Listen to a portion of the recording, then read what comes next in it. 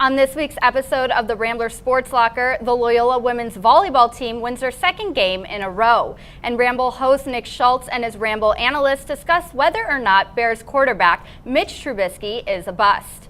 Also, the Loyola men's basketball team saw their first action of the 2018-2019 season in an exhibition game, and RSL reporter Michael Faso breaks down his top 5 men's soccer players so far this season.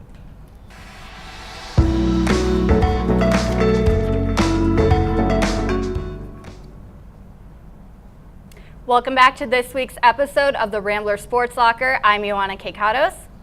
And I'm Eric Moran. On October 20th, the Loyola men's soccer team hosted the Evansville Aces at Loyola Soccer Park for senior night. Junior midfielder Aiden Magali recorded a career-high 2 goals, one in the 24th minute and another in the 85th minute. Freshman midfielder Fabian Becerra also joined in, scoring a goal in the 71st minute. The Ramblers would go on to win by a score of 3-0. Later, on October 23rd, the men took on the Northern Illinois University Huskies in a non-conference matchup for their final home game of the season. The Ramblers and the Huskies were knotted up at 0 until senior Alex Lazinski found the net in the 79th minute. Lazinski's goal proved to be the decisive moment in the match as the Ramblers won 1-0. This was goalkeeper Josh Laguda's 8th shutout of the season. The win advanced the Ramblers' win streak to 5 games. In total, the team has not lost a game in 7 matches. The success of the team cannot be attributed to just one player. So RSL reporter Michael Faso breaks down the season's best men's soccer players in this week's top 5.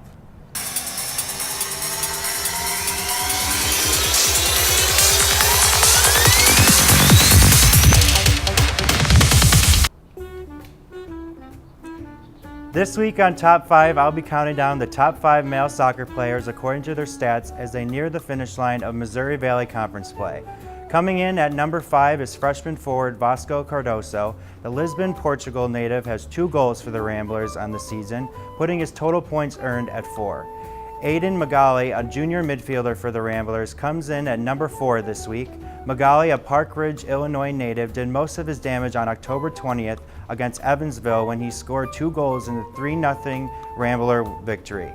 Those scores, along with the goal against Southern Illinois University Edwardsville, brings his total on the season to 3 and his point total to 6. Next is freshman Fabian Becerra. The cornrow Texas forward has been in a groove as of late, scoring or assisting in 4 out of the last 5 games. With 2 goals and 3 assists on the year, Becerra brings his total points earned to 7. He's definitely a player to watch as he takes the number 3 spot late into the season in only his first year as a Rambler. Coming in at number 2 is senior Fabian Lifka. The midfielder from Kelkheim, Germany is definitely not letting up in his final season as a Rambler. With over 700 minutes played so far, Lifka has 2 goals and 3 assists, bringing his total points earned to 7. Taking our number 1 spot on this week's top 5 is redshirt senior Grant Stoneman. The St. Charles, Illinois native splits his time between midfielder and defense for the Ramblers and has played over 1,200 minutes in the last 13 games. He has 3 goals and 1 assist, bringing his total points earned to 7 as well. Along with scoring the golden goal in the overtime win against DePaul earlier this season, Stoneman has taken home a number of accolades. So far this season, he has been named to the college soccer team's National Team of the Week and was honored as MVC Defensive Player of the Week. Stoneman's versatility and leadership as captain gives him the edge on this list. The Ramblers are nearing the end of their Missouri Valley Conference, so don't forget to tune in this Saturday as they take on Central Arkansas at 7 p.m. That's all for Top 5 this week. I'm Michael Faso. Back to you at the desk. Thanks, Michael. On October 17th, Loyola women's soccer turned its attention towards a matchup with Valparaiso. Loyola used a defensive effort en route to a 2-0 blanking of the Crusaders at Brownfield in Valparaiso, Indiana. Senior Jenna Cesny opened the scoring in the 13th minute. The Rambler defensive unit notched its 3rd shutout over its past 4 games, holding Valpo to only 3 shots. On October 21st, senior Madison Kimball scored in the 98th minute play as the Loyola women's soccer team battled past Missouri State in overtime. Kimball's goal brings her season total in the category to 5, a mark that ranks second on the Ramble roster. It was the first overtime game winner of her collegiate career. Lamburis was credited with her second assist of the year on Kimball's winning goal. She is now just one helper shy of moving into a tie for third alongside Ashley Barron on Loyola's career assist leaderboard. For the second time in the past 3 weeks, junior Madison Laudeman has been selected as a Missouri Valley Conference Women's Soccer Defensive Player of the Week, which was announced by the league office on October 22nd. Laudeman helped the Maroon and Gold pick up a pair of shutout victories on the road last week. Laudeman has once again been a fixture in head coach Barry Bimby's lineup this season, starring in all 15 games along the Loyola backline.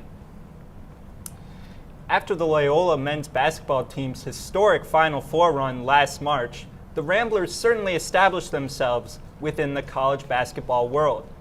Their run did not go unnoticed because this year the Ramblers were picked 26th in the Associated Press preseason poll, just missing out on the top 25.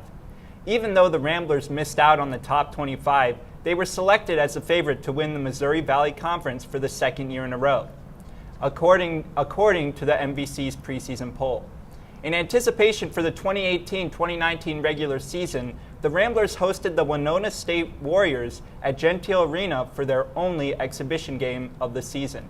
The Ramblers picked up where they left off, cruising over the Warriors in an 82-52 win.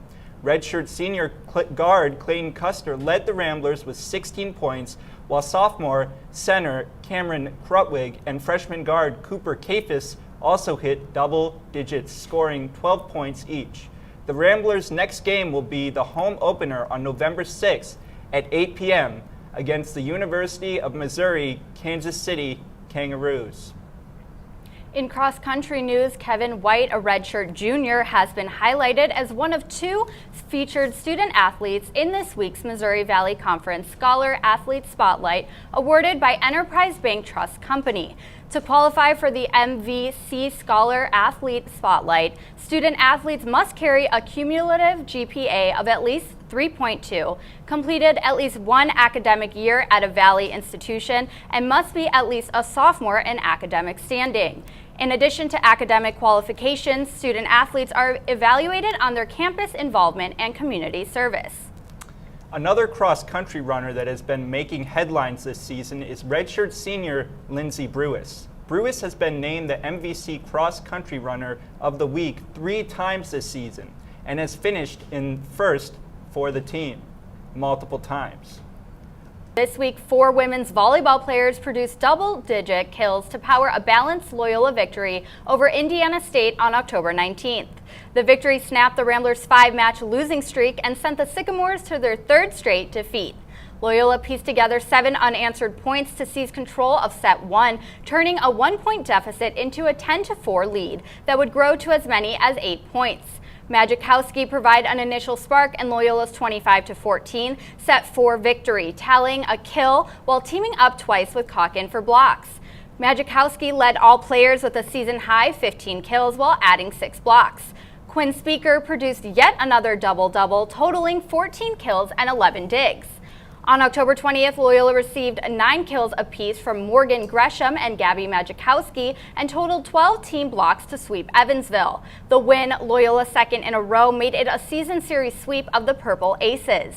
The Ramblers now boast an 8-match improvement in the win from last season with at least 8 matches left to play. Majikowski, Gresham, and Speaker provided the bulk of the firepower in an 11-5 start that helped push the Ramblers to a victory in the match opener. Evansville rallied to get within a pair of points on a couple of occasions, the last coming at 21-19. But a kill from Gresham and then 3 consecutive blocks capped the win. Loyola is now 13-9 on the season and will get back on the road next weekend when they visit Drake on October 26th and Missouri Valley Conference leader Ioanna on October 27th. This past Sunday, the Bears suffered their 2nd consecutive loss, this time against the New England Patriots. The loss was one that many fans thought could be blamed on the Bears quarterback. Nick Schultz and his Ramble analysts discuss whether or not Mitchell Trubisky is living up to his expectations in Chicago in this week's Ramble.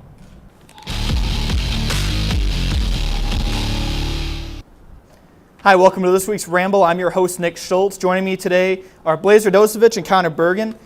All through this week on Chicago radio, I've heard about how the Bears have started 3-3, and people are questioning Mitch Trubisky, their quarterback. People have been asking about what his decision-making is and his development so far. So, guys, my question for you, is it too early to call him a bust? Blaze, you're our defending champion, avenging my loss. Let's start with you. Mitch Trubisky is a bust, and all you have to do is look at the Bears' record. He is 7-11 as a starter. He's thrown for 20 touchdowns and 19 turnovers. That's terrible for the second overall pick in the 2017 draft. Meanwhile, Patrick Mahomes, taken 8 picks later, has 22 touchdowns in just 7 games. So, I don't know. The Bears gave up 4 draft picks to draft him. Blaze, sorry, for you to compare him to Patrick Mahomes, who's the MVP of the entire league, is just absurd. You have to remember, it's early in Trubisky's career. He's already shown flashes of greatness in the last 3 games. In the last 3 games, 300 and plus yards, 1,003 yards, 11 touchdowns. Are you done? Yes. So, all right, now that you're off your soapbox on that, he has a good point there.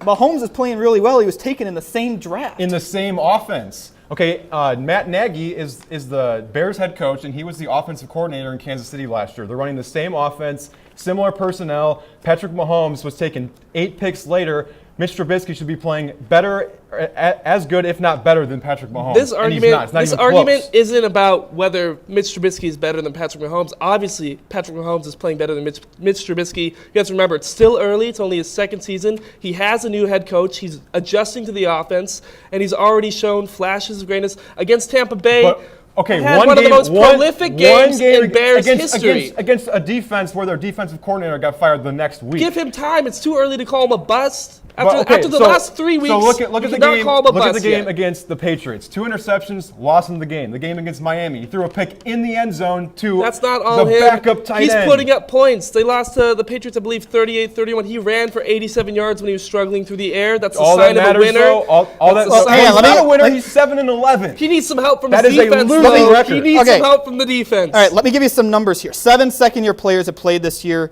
and Trubisky has a 65.9% completion percentage. That's first, but he's third in interceptions. Thank you. Hey, Final thoughts right here. Let's go. It's too early to call him a bust. It's only his second season, 6 games in. He's thrown for over 1,000 yards in the last 3 games. You can't call him a bust yet. Give him some time. He'll improve. He'll be the man in Chicago. In terms of Chicago quarterbacks, he's a godsend. Please go ahead. There's no excuses. He has all the receivers. He's got the new head coach. He's the second overall pick. I need to see results, and it's not just stats. It's wins and losses. He's 7-11. That's unacceptable. All right, you both had really good arguments. I got to go with Connor on this one. Thank you. I think it's still a little too early yet, and we'll see what happens here pretty soon. Let us know which side you're on by voting on our Twitter poll. That's it for this week's Ramble. I'm Nick Schultz. Back to you at the desk. Thanks, Nick. I'm excited to see how Mitch Trubisky will do the rest of the season. Me too. For our full episodes and the chance to get in on the conversation, follow and like our social media handles for an up-to-date look at all things Rambler Sports. Thanks for joining us tonight. I'm Ioanna Kekatos. And I'm Eric Moran. Check back next week for another episode of the Rambler Sports Locker. And as always, don't forget to turn out the lights.